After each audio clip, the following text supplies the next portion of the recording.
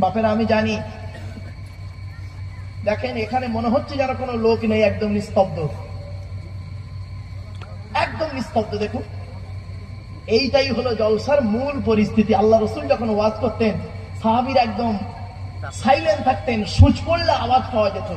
আমি এজন্য ওয়াজ করতে করতে বলি, গো বাবা, জলসা দিলে আল্লাহর রহমত নাজিল হয়, আর জলসা দিলে আল্লাহর গজব নাজিল হয়।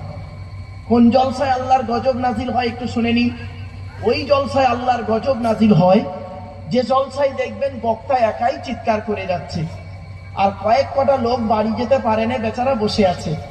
আর ওদিকে দেখবেন অনেক জায়গায় মেলা বসে, কত যুবক ছেলে যুবতী মেয়ে সন্ধ্যাবেলা বের হয়েছে, হাতে ছামমারা থেকে শুরু করে ঘুগনি দোকান, ফুচকা দোকান, ইমিটেশন দোকান, হাতে ছামমারা থেকে শুরু করে ইয়াং ছেলে ইয়াং মেয়েরা বের হয়েছে, কুচিয়ে শাড়ি পরে বেরিয়েছে, ফোন নাম্বার নেই করেছে, ফেসবুক, টুইটার, মেসেঞ্জার, হোয়াটসঅ্যাপ করেছে। আবার দেখবেন সারা রাত জলসা এদিকে হচ্ছে, ওদিকে কি হবে জানি না। সকালবেলা শুনবেন কটা ধরা পড়েছে, কটা পালিয়ে গেছে, কটা নষ্ট হয়েছে। সারা রাত আনন্দ করার পরে সকালবেলা ধরা পড়লে ধনঞ্জয়, আর না ধরা পড়লে ইনজয়। অসুবিধা হলো?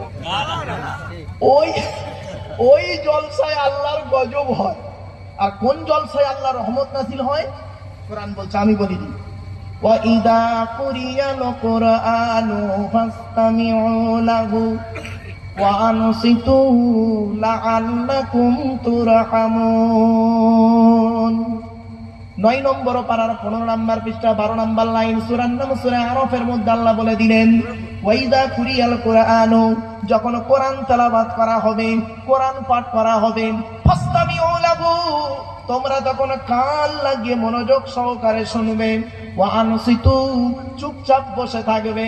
হতভাগা আব্দুল্লাহ গিল মারু, তাহাজ্জুদের সময় কোরআন তেলাওয়াত করছি, আপনারা কান লাগিয়ে মনোযোগ সহকারে শুনছেন, চুপচাপ বসে আছেন। দেখুন মনে হচ্ছে এখানে কোনো লোক নেই, একদম চুপচাপ। আল্লাহর কোরআন বলছে, বক্তা যখন কোরআন তেলাওয়াত করবে, শ্রোতারা যখন কান লাগিয়ে মনোযোগ সহকারে শুনবে, চুপচাপ বসে, লাআল্লাকুম তুরহামুন, আমি আল্লাহ আমার রহমত তোদের উপরে নাজিল করব। সুবহানাল্লাহ। আমার বাপরা